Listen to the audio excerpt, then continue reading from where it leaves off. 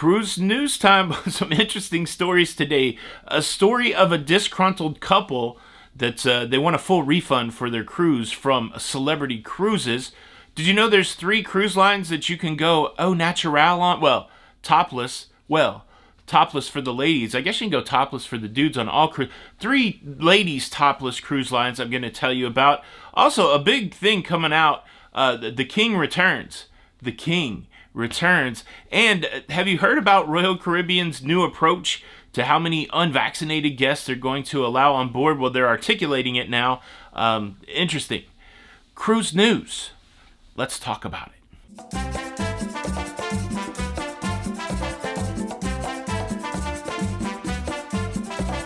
Hey, what's up, everybody? Welcome to Lido, Loca. I'm your host, Tony, here with the latest cruise news updates. It is Friday. It is the 29th.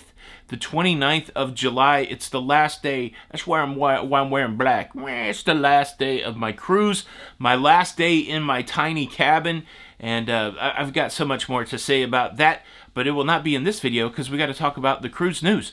Cruise news story number 1. Well, I'm going to talk about some other things. I did something on this cruise last night that I've never done on any other cruise. And no, it's not going to the gym. Shut up. But yeah, look, let me tell you the cruise news stories first. Cruise news story number 1 takes us to the UK, takes us to a couple there ready to celebrate their 25th wedding anniversary. And the way they've decided to do it is they've booked a luxury cabin, a 4,500-pound cabin.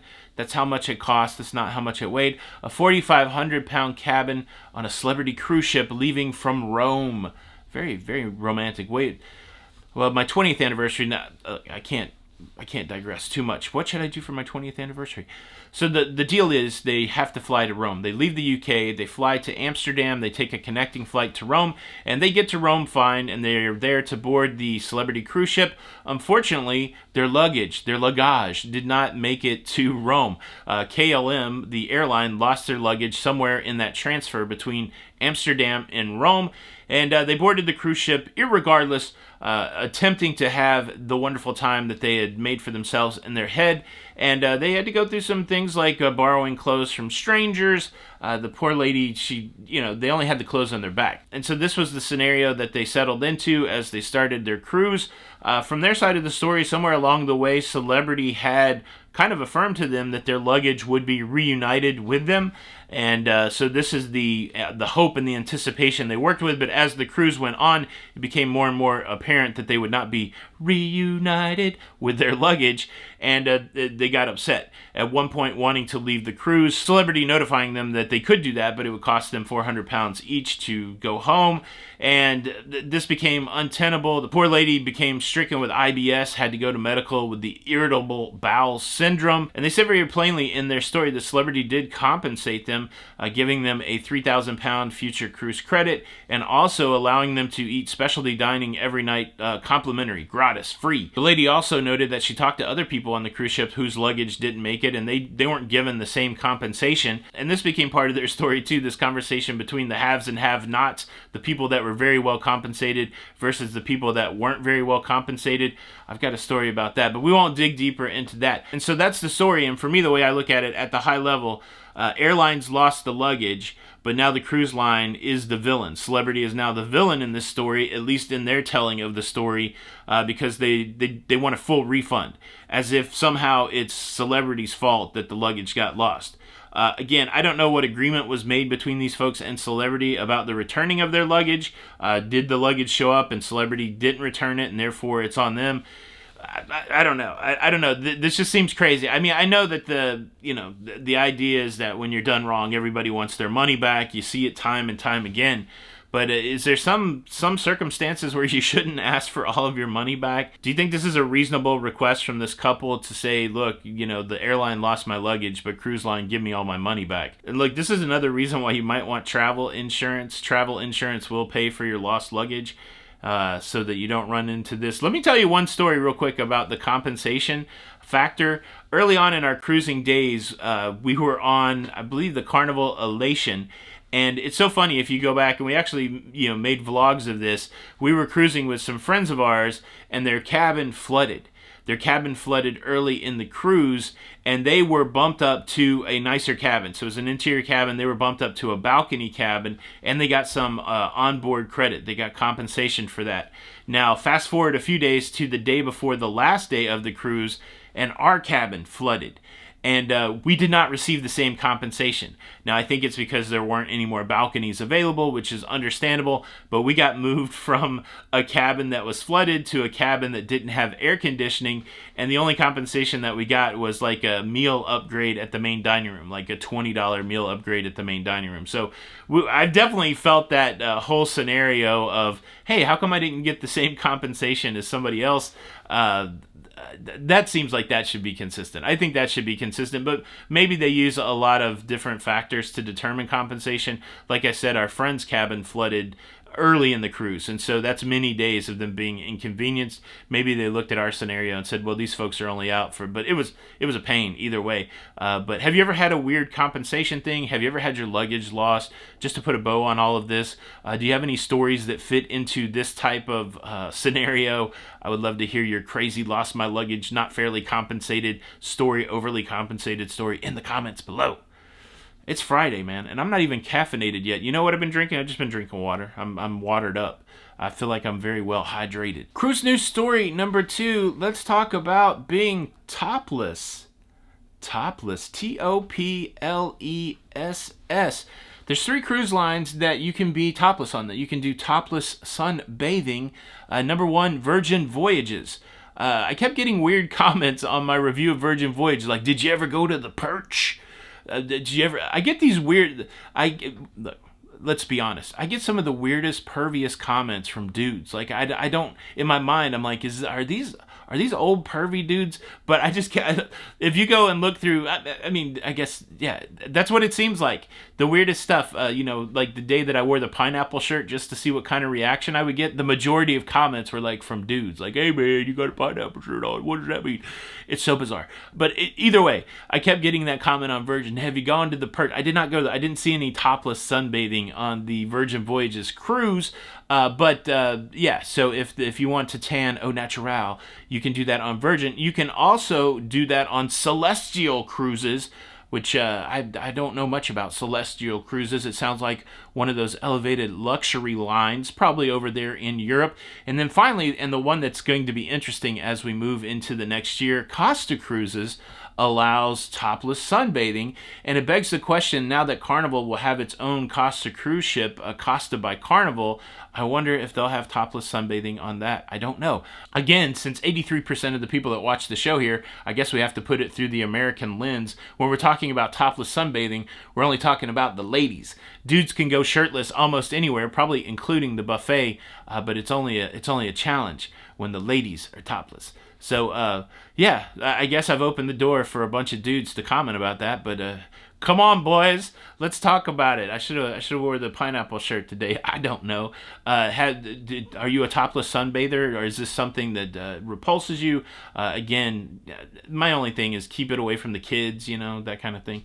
But there you go. How about that? Make sure you use some sunscreen. You don't get no skin cancer. How about that? All right, cruise news story number 3. Wise men say the king has returned. The king has returned to Australia. There's a long-running tradition of the Elvis cruise by P&O in Australia. And I can't tell if it started or if it was just announced, but it's definitely going to be full force in 2023. It's a cruise where you can go and there's going to be Elvis impersonators, unless you believe he's still alive, Elvis impersonators doing Elvis impersonations, singing the Elvis songs on the cruise ship. And I think the hottest debate when it comes to Elvis is, which version of Elvis do you like? Did you like young rockabilly Elvis? Did you like kind of the middle, the comeback Elvis? Or did you like kind of heavy Elvis, jumpsuit Elvis? I'm actually a big fan of heavy jumpsuit Elvis, not because I'm a heavy guy, but I just love the Vegas style of Elvis. I just love the showmanship of Elvis. Look, I haven't had a chance to catch the Elvis movie yet, but I hear that that's good. Anybody seen the Elvis movie yet? Which version of Elvis do you like? Elvis fans, are we getting too old for that? Elvis fans out there, leave a comment below. All right, what do we got left? Are you still with me? What do we got left? We've got, I got to tell you about Royal's new approach to unvaccinated cruisers, and I have to tell you about something I did last night on this cruise ship that I'd never done before. Dun dun dun. But before we get there, let me quickly invite you to subscribe. If you like staying up to date with everything that's going on in cruising, please consider subscribing with the notification bell on. That way you don't miss out on any of these episodes. Thank you in advance. All right, Royal Caribbean came out yesterday and released new information about pre-cruise testing. Covered that quite extensively, but the long and short of it is if you are vaccinated and you are going on a cruise that is 5 nights or shorter, you don't need a test. Almost every other scenario, vaccinated, unvaccinated, everybody else needs a test. So that's the summarization, as it were, of that. But during that conversation yesterday, they were talking about trying to get as many cruisers that want to cruise back to cruising. So that's a little bit of a, kind of shout out to the unvaccinated. Well, today, Michael Bailey, the president of Royal Caribbean International, the Royal Caribbean International line, he came out with a statement that really kind of pulls the curtain back as to what the approach is of Royal Caribbean. And I feel like it's kind of a new approach.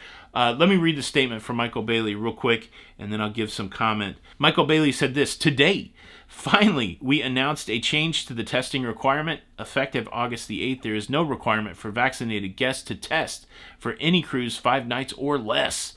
Unvaccinated guests will be required to take 1 test within 3 days of departure for all sailings. We will also continue to operate highly vaccinated cruises with a vaccinated population greater than society. This continues to exempt kids 12 and under. We will also welcome unvaccinated guests 12 and older with a certificate of recovery within 90 days to travel, keeping in mind our ships will typically sail with 80% plus vaccinated onboard guests. All crew on board will continue to be fully vaccinated and boosted when eligible.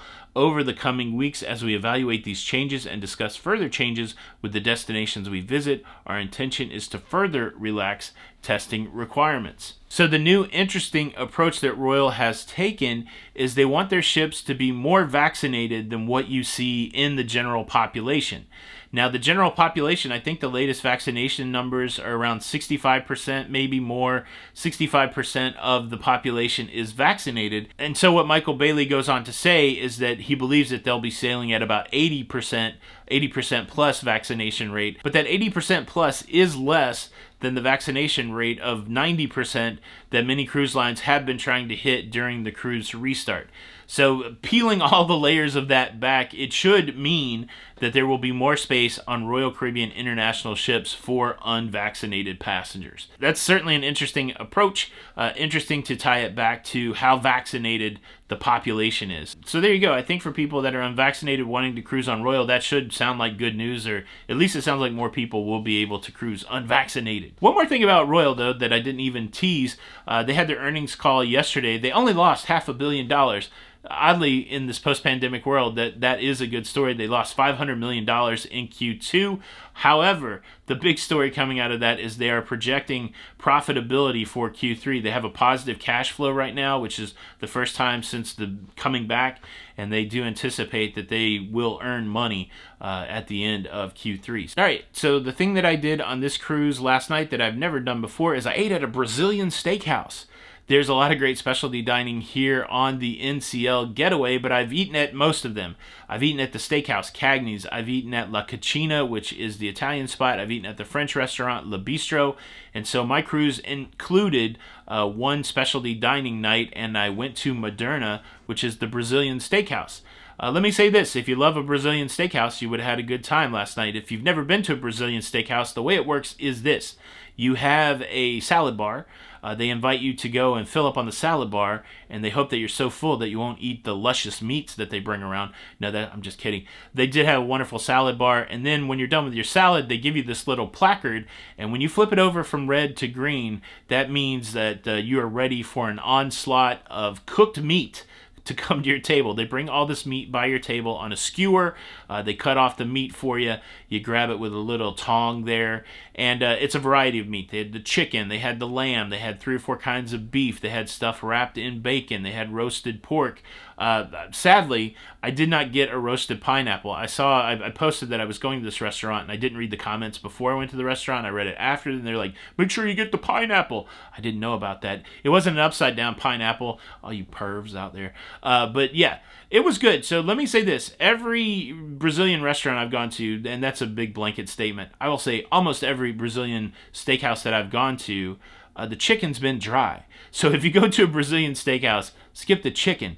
But my favorite cuts last night, they had filet mignon, they also had top sirloin, they had leg of lamb, and they had lamb chops. All that was delicious. I opted for this banana meringue dessert. This was a mistake. I had an option to go with a chocolate tres leches. And if you love the tres leches, you know that that's a moist cake because it's infused with condensed milk. Tres leches, the 3 milks. So I made a dessert mistake last night. I'm willing to admit that. I'm willing to be transparent here. I saw the menu, and in my mind I said, oh yeah, chocolate tres leches. It's a no-brainer, as it were. And then I overrode it by the meringue. And then when I ordered the banana meringue, the server there said, yeah, that's the best choice. And sometimes when that happens, you go, oh no, I picked the wrong one. But other than the faux pas when it came to the banana meringue, it was a great meal. Great meal and a great use of my specialty dining. What else to talk about? So tomorrow I'll have a review of this whole experience in this cabin, the studio lounge, the perks, the amenities that you get cruising solo on NCL. I will have that tomorrow. Make sure you're tuned in for the review. Tomorrow's a travel day for me. And also, do me a solid. Please hit the like button. And unfortunately, if you do not hit the like button, then every meal that you get served to you will be cold and the food will taste weird on your next cruise. And nobody wants that. Trust me, nobody wants that. Hit the like button. I just realized I'm not wearing my glasses. Please hit the like button. This is Tony for Lido, Loca. And until the next time, we'll see you on the Lido.